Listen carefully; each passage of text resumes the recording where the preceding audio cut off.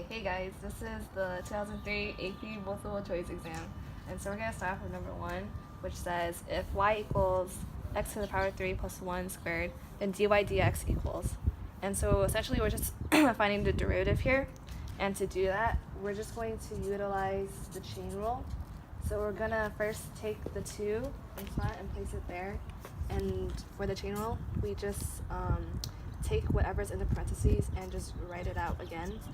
And after that, you have to find a derivative that's inside here. So the derivative of x to the power 3 plus 1 is just 3x squared. And so you're just going to simplify this answer by multiplying 3x squared times 2, which is 6x squared, and then multiply that to whatever inside the parentheses. And as you can see from the answers, it matches E, so the answer is E. So for number 2, the question asks, solve the integral from 0 to 1 of e to the negative power of x dx equals. And to solve this problem, you have to use u substitution.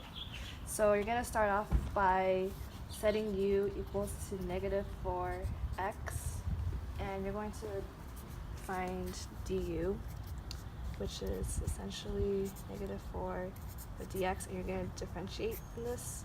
And you're going to simplify negative 4 from both sides and divide. And essentially from the integral, you can take out, this is essentially negative 1/4, so you can take this part out from the integral and write this out. And the e negative 4x essentially has become e to the power of u du in terms of u now. And so you're going to simplify the integral. So the integral of e to the u is just essentially e to the u.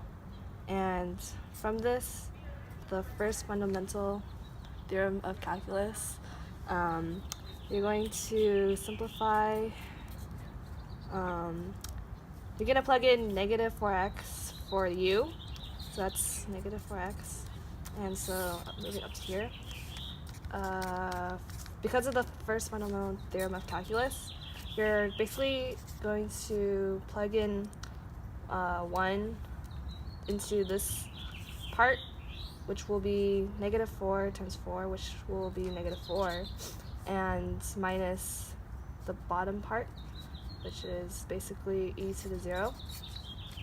And so to simplify this, you're going to distribute negative 1/4 whatever's inside the parentheses. So that's essentially negative e to the negative power 4 over 4. And e to the 0 is basically just 1. So you're basically distributing negative 1/4 minus 1. So that'll be positive 1/4. And to simplify this problem, we're just going to write it out like this. And from the options, you can see that it's D. Alright. Hello guys, today we're going to be doing the AP Calculus 2003 multiple choice section. So for the question, we have as x is greater than or equal to 0, the horizontal line of y is equal to is an asymptote for the graph of the function f. Which of the following statements must be true? So we're given 5 options here, A, B, C, D, and E. And for these type of questions, I usually tend to draw a graph that would try to disprove these statements. So an example graph that would fit this condition that for x is greater than or equal to 0, the horizontal line y is equal to 2 is an asymptote would be this.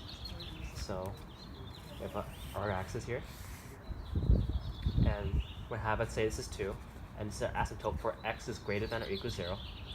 And let's say we have a function that's approaching it, but never touching the line. Alright? And let's have, let's say another part, a section of a line, here. Such as so. So this can be a possible graph of function of f of x. And for x is greater than or equal to 0, there is an asymptote of y equal to 2. Now let's try checking these answers. So the first answer states that f of 0 is equal to 2. As we can see here, f of 0, which is along the y-axis, this is not equal to 2. This is possibly a negative 2. So this for A cannot be true, or does not have to be true. f of x does not equal to 2 for all values x is equal to 0. So if we were to continue this graph back here, there would be a value such that f of x is equal to 2. So therefore this statement can also is also false. F of 2 is undefined. As we proved earlier, or as we see here, at f equals 2, for example here, we have a function value that is clearly defined, therefore this is also false. Now the limit as x approaches 2 is equal to infinity. Now this implies that there is a vertical asymptote at x equals 2, but here we have a horizontal asymptote at y equal to 2, therefore this statement is not true. So the only option we're left with is E, which is limit as x approaches infinity of f of x equal to 2. And this is true because as the value of x is increasingly large, the value of f of x will approach 2 but never equal to 2. Therefore the answer is E.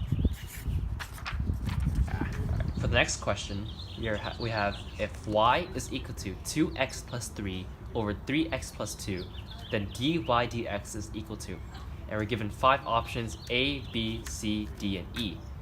Now, when we're asked to find the derivative of a fraction, we typically try to use the quotient rule, which is low d high minus high d low all over low times low. So using that quotient rule, we can write out low, which is 3x plus 2 times the derivative of high, which is the derivative of 2x plus 3, which is just 2, minus high, which is 2x plus 3,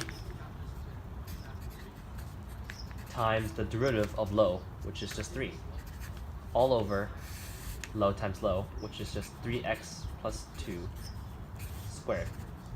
Simplified, you distribute out the 2 and the 3 here. It's 6x plus 4 minus 6x minus 9 all over 3x plus 2 squared. We don't expand this function because all the answers are either given in the exponential form or just a simple base, which is probably not going to be the answer given that we have an x here. So to simplify this down, the 6 x's will cancel out, and 4 minus 9 is equal to negative 5 all over 3x plus 2 squared, which is the same thing as d.